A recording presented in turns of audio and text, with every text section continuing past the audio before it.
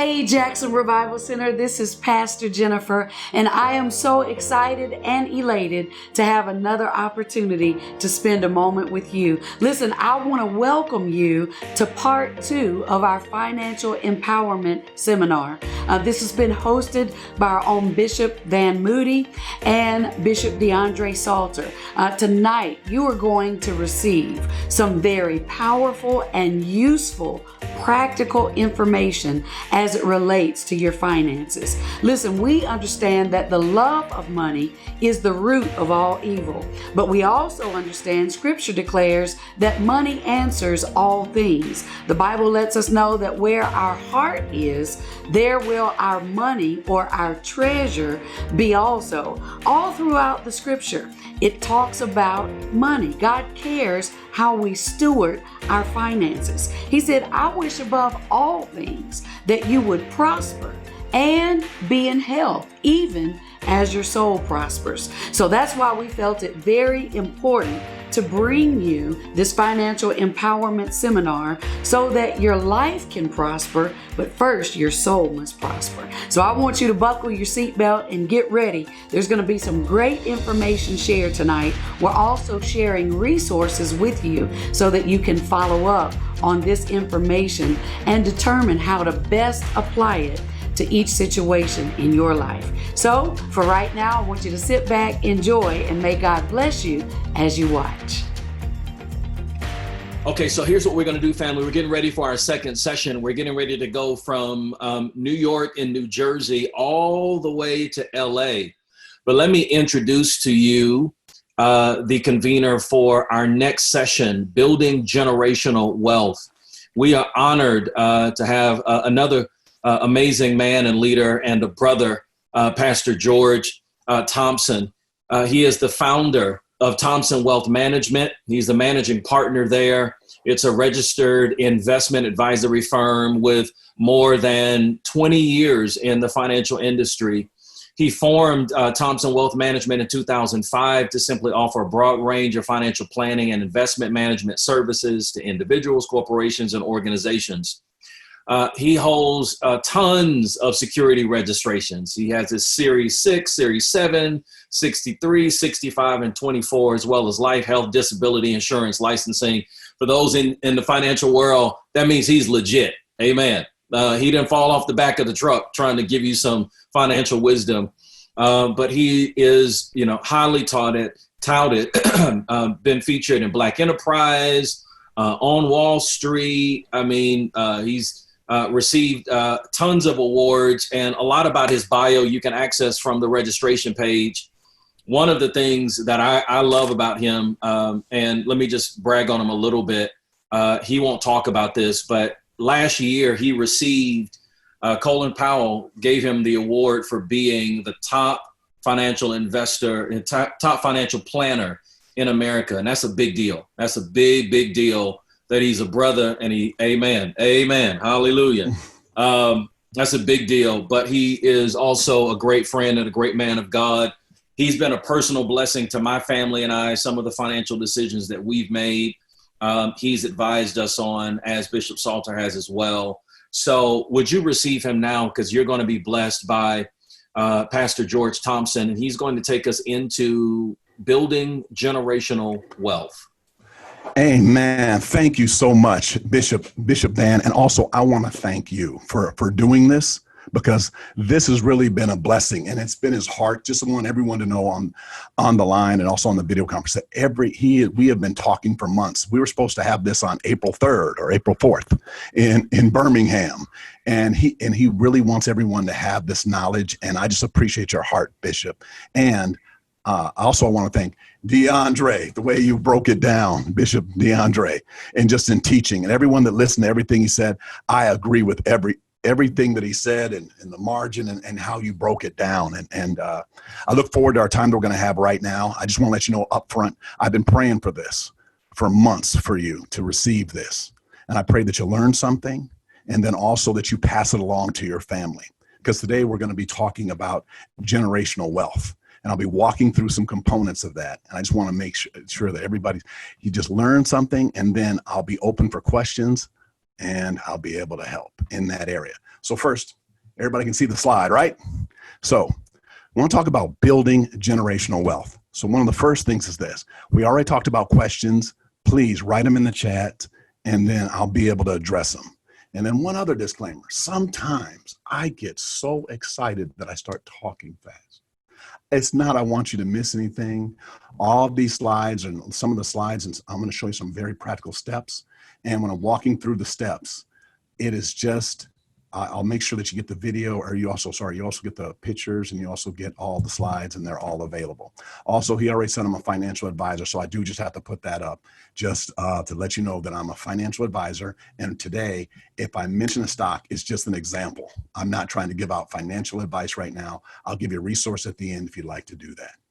All right. So, amen. So first, what I want to do is talk about wealth, but that was already pretty much set up earlier when you talked about the wealth and what generational wealth is. Then I'm going to walk you through each generation, how to build generational wealth and pass it on. Can someone just say pass it on? I know you're at home. Can you just say pass it on? And then I'm going to ask you just to raise your hand, because I like interaction. And I don't know if you've ever been to a black church, but at a black church, there's something called call and response. I just need, when I call you, I see someone on the other end to just respond.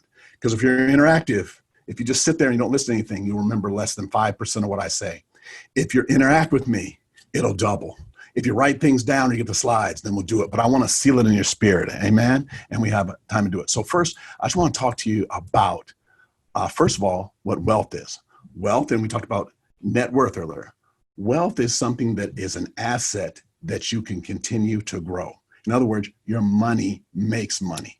There's a difference between wealth and there's something called rich. Wealth is your money makes money. Some people think, hey, the people in the NBA are wealthy.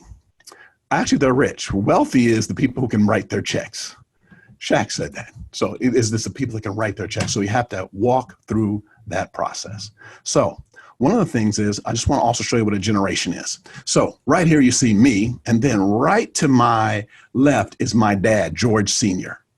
Then is my son, George. So I have twins, George and Alexander. And then right next to him is my uncle, my uncle, Alexander. So a generation is every 20 years, there's generations. So you want to be able to build wealth for a generation. So I want to show you what a generation is. And that's how they work. So then it's my dad, and then also next to him is my uncle, then I have my twin sons. So, and then I have the whole family in here. Right next to that is my wife.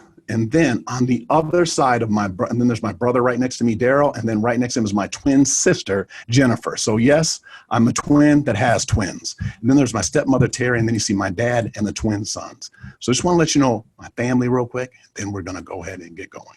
All right. So there are levels that people are at. And every person is at one of 5 levels. The first level is struggling and sinking. That means you have the inability to pay your current bills. DeAndre, I see you smiling already, okay, because that's what you were addressing. The second level is steady. You have just enough to pay your bills. But if something snaps, crackles, or pops, then you fall down to struggling. Then the next level is solid. That means that you've been working somewhere for a while, put in your 401k, doing well, doing what you're doing, and then you're solid. You're giving, tithing, everything, take a 1-week vacation. Then the next level is surplus. Someone say surplus. That's extra money. And then the highest level is service, where you're not concerned with your finances. You're just doing what God put you on this earth to do. So every person right now, write down what level you're at. You're at one of these 5 levels. Because what we want to go over is how we're going to, one, get to the next level. But then generational wealth is we're going to learn how to do that for our entire family as well. The Bible says in Proverbs 13:22, it says, a good people leave an inheritance for their children's children. So that means that not only do you leave a generational wealth, but you actually leave a generation of wealth for your children's children. That means you bring it down another level.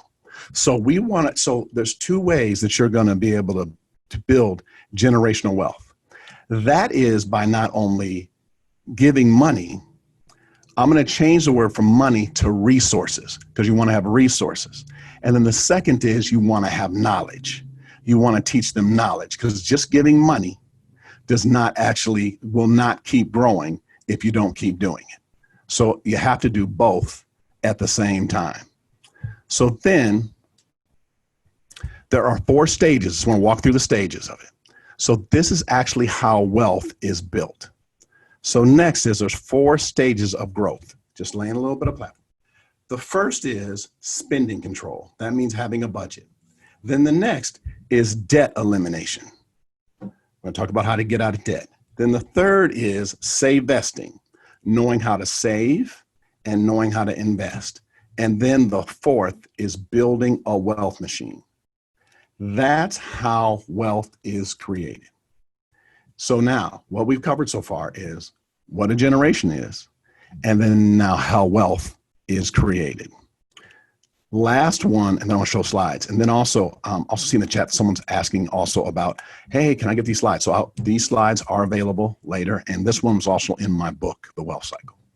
So if you look at money, this is how your money should be divided up. The first is installment debt. That's what you owe people. Then second in the middle, you have a budget. And the third is prosperity.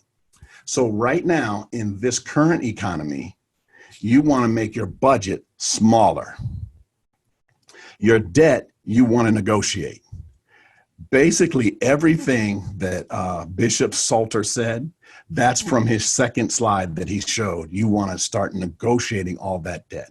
The only other thing I want to add to everything that he said is make sure on your credit report that if you don't make payments for 90 days, they don't report that negative on your credit.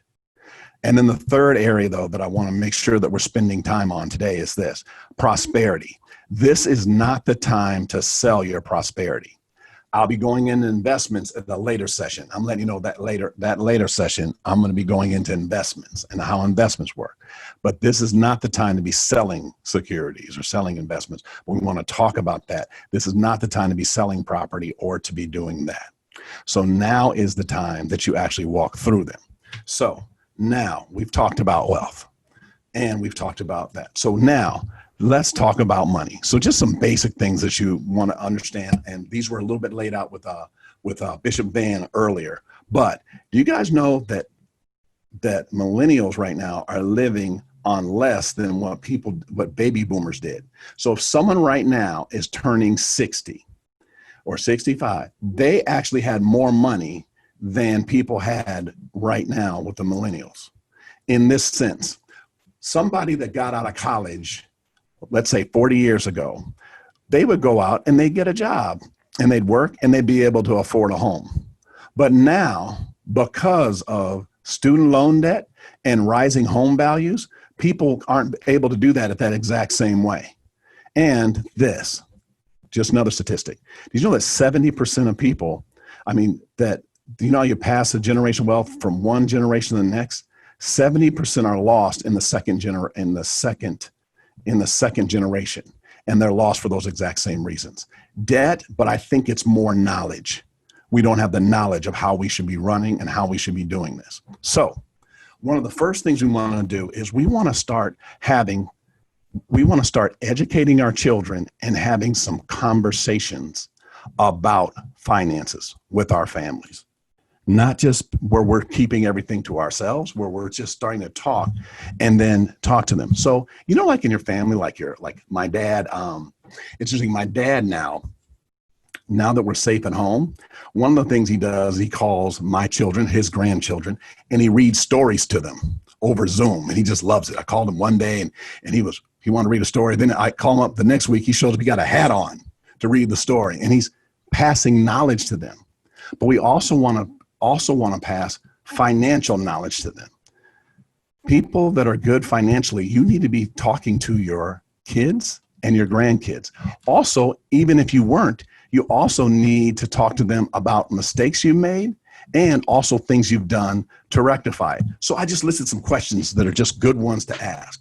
And then things that they've done in your life. And then we're talking about things that, and then also just find out knowledge. In other words, like, hey, Dad, what are some things you thought that would be different at this age? And then just talk to them about it. And then also, what are people worried about in the future? So we can sit down and talk about them. And then that'll help. Then one of the most important parts. Now let's start with teaching and how we teach children about money. You want to start at very early ages. I think everyone, if you don't know me personally, I think people know that with my kids, I'm very active with them in teaching them finances. One of the things I do is that I don't really do a lot of Christmas presents and birthday presents and things like that. What I do is I purchase stock for my children.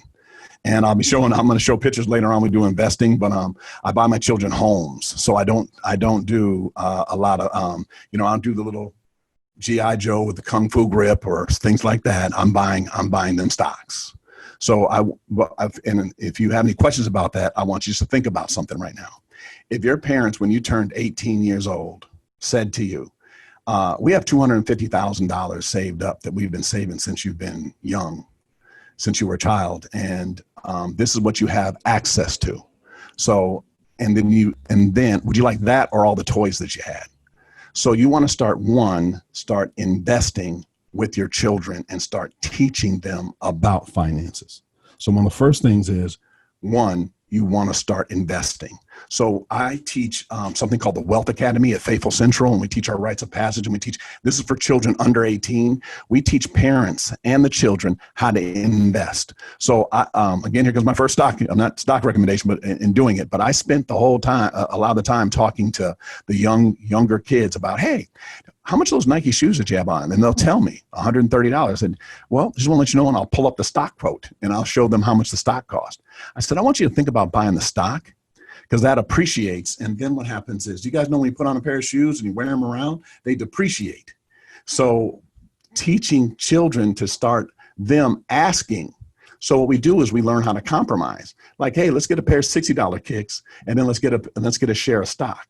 So then they can start saving in college plans and they can start learning, but then having an active role. And then they can learn how to even look up stock quotes, and they'll learn how to do investing because that's actually where you learn. When I grew up in the Midwest, I grew up in Minnesota, and I used to go to the store with my mother. Her name was Morcy Thompson. And I used to go to the store with her and we'd buy groceries. And I would notice, and not saying I'm old, but it was around $20 is how much we spent on certain groceries. And I remember spending them, and then she would show me how she would buy the groceries. And then she would say, hey, and then I would start showing her, and then I would help and go with her all the time. She'd say, hey, can I get a treat?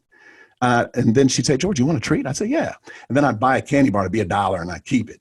Then I said, hey, Mom, can I start going down the store, even more with you? And then I wouldn't take the $1. I would buy other food that I saw that we would buy. So I kind of had a little plan, and then I would hold it. Then I started saying, hey, Mom, I'll go down the store for myself. And I started buying all the other foods that we would need the following week. So I'd buy some of what we did this week, and then I'd buy some for the next week. Then there was something called dented cans. I'll repeat that again, dented cans. I would go buy cans of stuff that was dented, and the price would be a third. I started talking to the manager, and I would get it.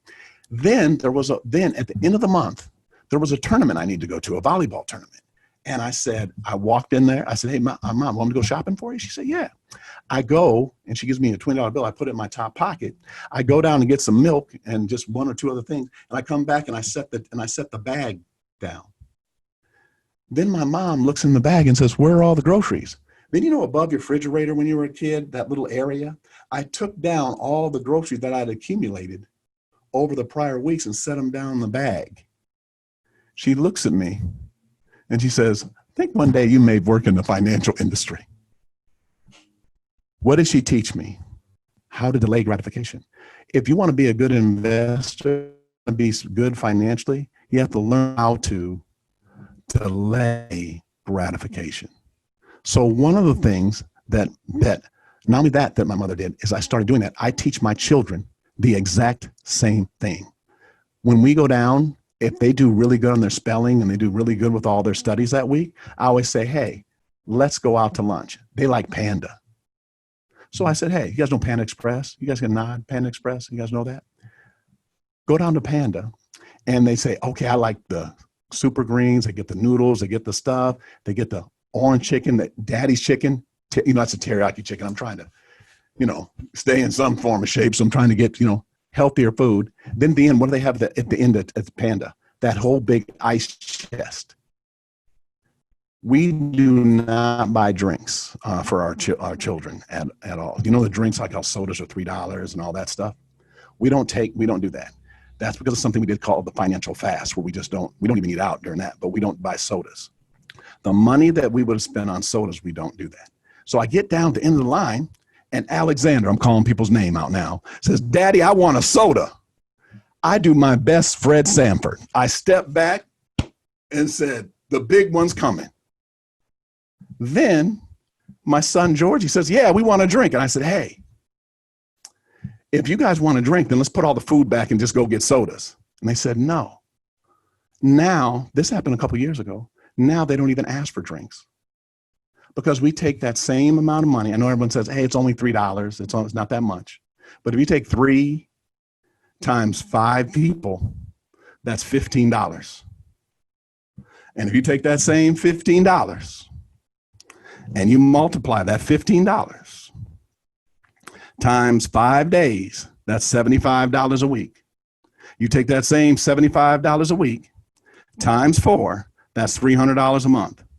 You take that same $300 a month times 12, that's $3,600. That's $3,600 you could be investing and in doing that.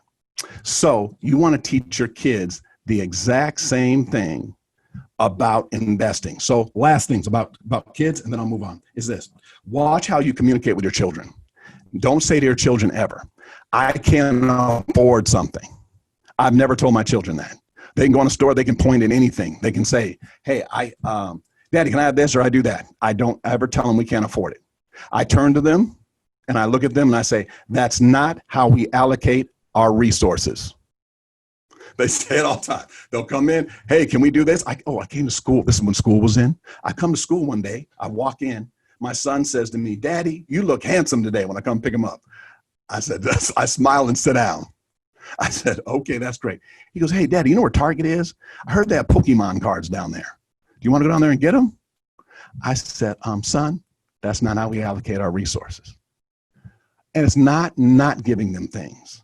It's about what they have to do to get them. In other words, it's just not, I'm just not doing everything they want when they want, because that's not how it works. And you have to start, and then what we want to do is we want to start encouraging them and start showing them those exact same things. So you want to, first of all, start saving for them. Then you also want to start, teaching them about finances, how to delay gratification, and then also how you communicate with them. And continue to start having them when you go out and when you go out and go shopping, the budgets that we both went over earlier and DeAndre went over earlier, start talking to them about a budget and start walking through them with it. All right, so that's for younger. Just to show a few more slides. Also, you always do that and you walk through. Then another area, and we covered this a little bit earlier, but I want to make sure that you're always talking to them about your family values. Now, this is for kids that are in high school, college, and let's say under 35, is you want to start talking to them about how do you feel about saving money, and you want to talk to them about how they feel about spending. And then we talk about debt. So this is our whole family, how we're going to do this. And then income, how's your income influenced your life? So this is called a kitchen table conversation. You're sitting down and it's with your whole family should be doing this and seeing how people feel about money. Me and my wife have something very in common. We do not like debt. So we want our debts to be paid off. So there has to be a strategy in order to do that.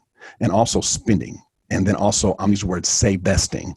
I made up that term because it's saving and it's investing at the same time. Then as we get to children that are in college, I want to kind of skip through as we're doing that. And then obviously see, as we already talked about schools and shopping, is that also don't be afraid to share whenever you made a financial mistake, because that will actually help people and help people grow in those areas and to walk through them. Investing. We're going to have an entire session later on about investing, but I do want to say this. First is when DeAndre's walking through all his points, we do not want to invest if you don't have any money. If you don't have an emergency fund saved up, then after you have that, then I want to talk to you about investing, because there's a lot of opportunities available, but also you should be investing all the time. It's a lifestyle. It's not something you do every now and then, or when times get bad, you change how you're investing. You have an investment strategy that you start and you see it all the way through. I'll be talking about something called dollar cost averaging later. That means putting in something every month, and that's how you build wealth. So you start teaching your children all the way, no matter what age they are, through their life, how to invest and how you do that for your future and how you have a wealth building plan. All right, then last area for at least for kids or people under 35. First of all, whenever you give them, I do not do allowances either.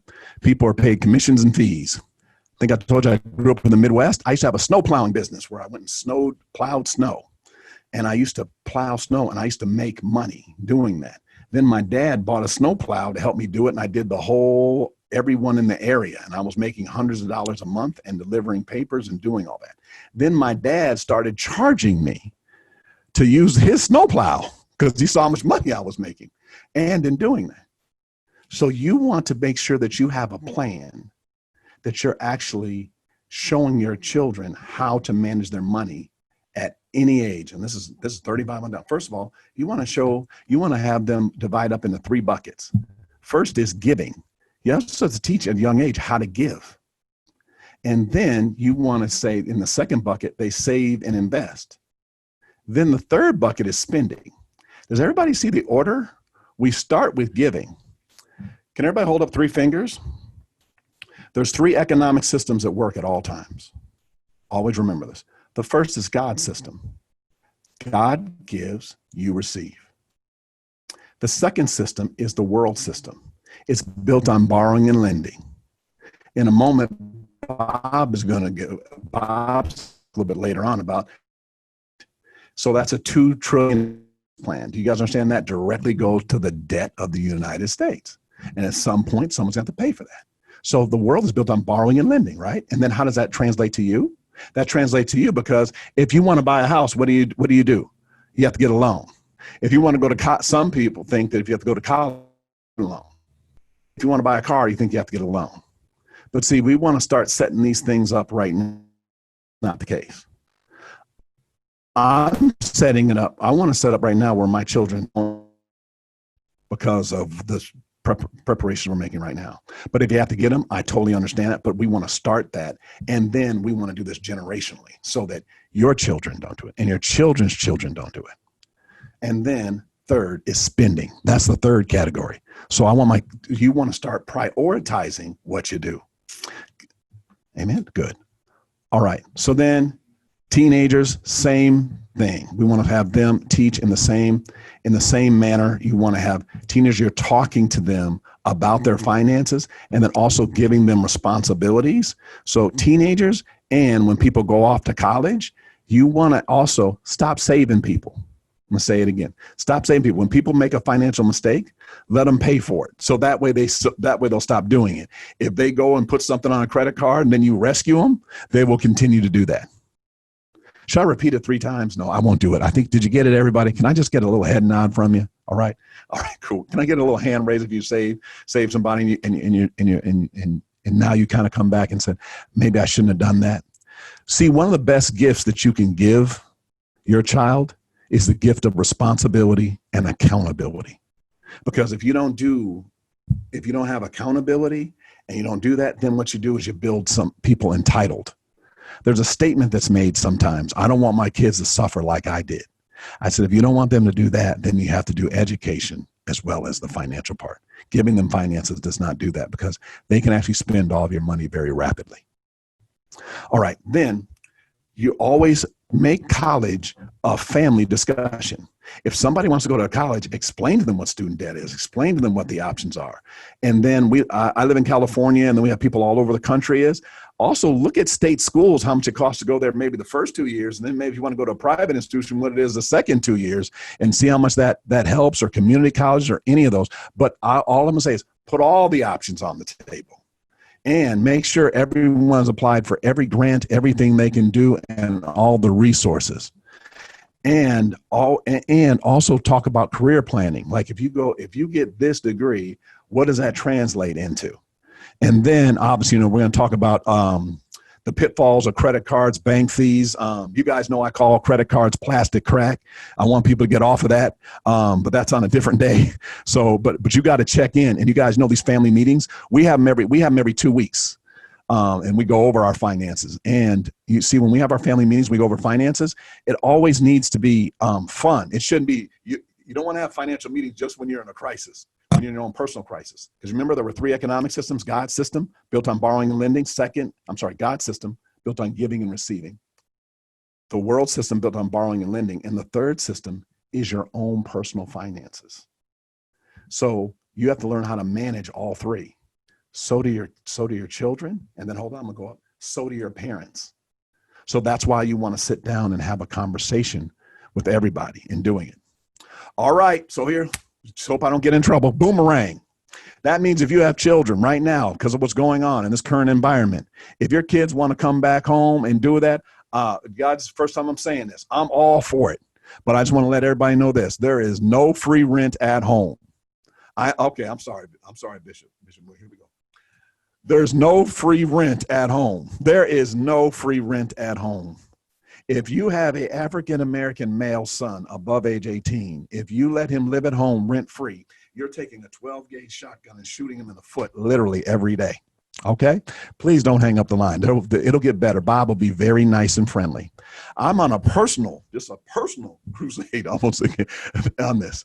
But what I'm really saying is that we have to teach our children what a real world is. There is no just free rent and just go to the refrigerator and open it up and just in doing this. So you want to show people how to work. And then I understand right now it's a tough climate, but if someone doesn't have a job, you actually do have a job. Your job is getting a job. So you want them to contribute to the level that they can. So when you have the family meeting, hey, if I'm working at a grocery store, because we'll also go over, me and Bob will go over resources. There are a lot of people actually hiring. They may not be hiring for exactly what you want, but you need to get an interim job to do that, to help you keep things going while you're in survival mode. And while you're moving, you want to keep moving so that you can achieve that. So when you have children living at home, you discuss financial. Do you see how politically correct? Do you guys see the Bishop Moody and Bishop Salter? You see the financial expectations? I put that in there for Bishop Ulmer so I wouldn't get the email of saying I wasn't politically correct.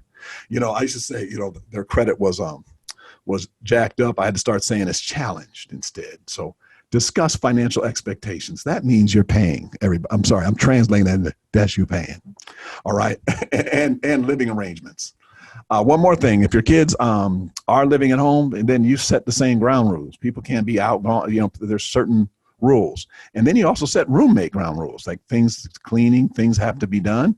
And also you put a time limit on it. Now, right now, we don't know with COVID, the different time limits, but we're setting goals. Like we're going to save a certain amount every month. And then we're going to do that. And then do you see that?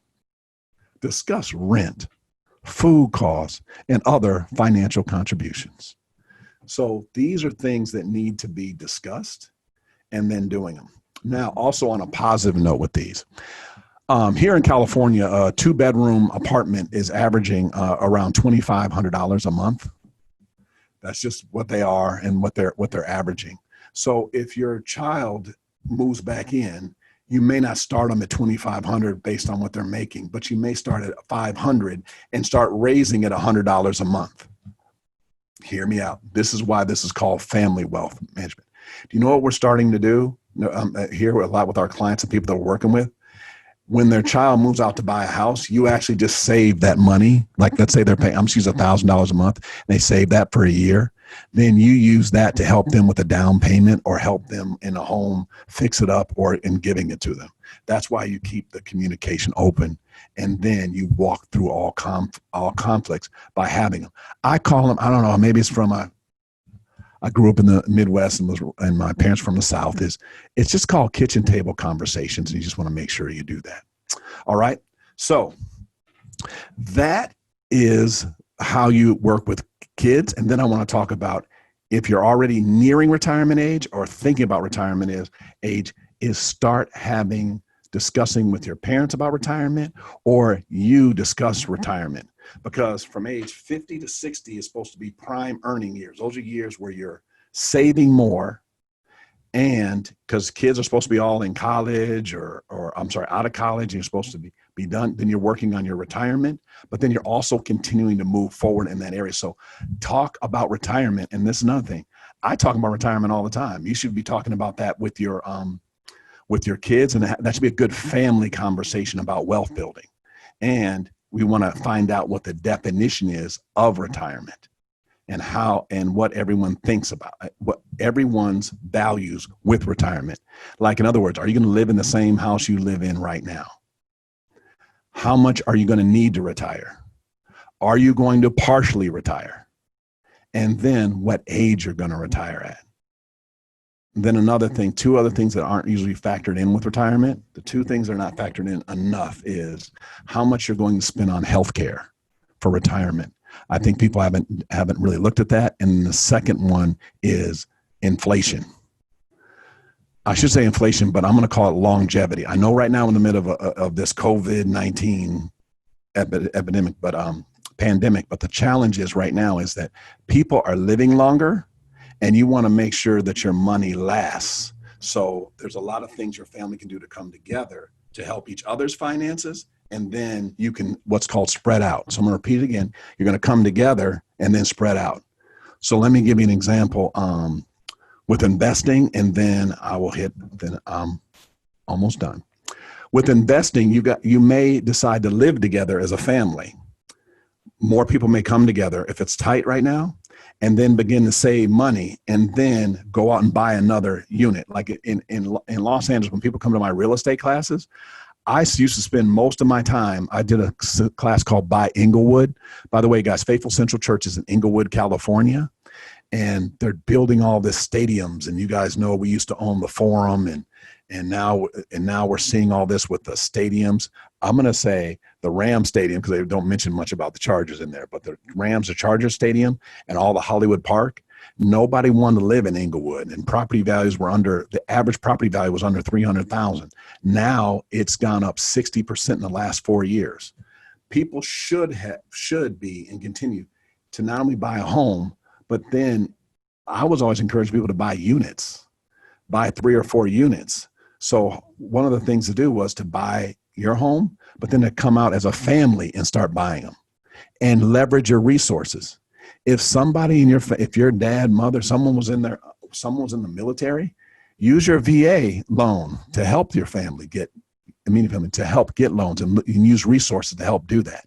So look at take an inventory of what the family needs, and look at how you guys can work together, how we can work together to get to the next level. Amen. Last part. We also want to leave a family legacy. There's something called estate planning. Can everyone say estate planning? Estate planning is having a will, a living trust, and there's all these other things called healthcare directives and things like this. But what it is actually a blueprint of how you want to pass things on. I'm sorry if I'm the first speaker to have to do this, Pastor Van, but I have to swear. I'm sorry, I have to cuss. I have to use a cuss word right now. We're doing all this to avoid probate. I told in our office we can't even use the word probate. But probate is something where you literally lose a lot of the money in 3 areas: in taxes and in time. Probate took in California, it takes about 2 years to go through probate before the coronavirus. Right now, I don't even know if court even meets to do this. So now it would add time to it. So you want to start talking about how you can pass on a legacy to your family and how you walk through that. So you want to have a state plan and then share it. And then one more thing, there's something called long-term care insurance. You want to check to make sure everyone has that. If we're above age 50, you want to make sure you have long-term care insurance.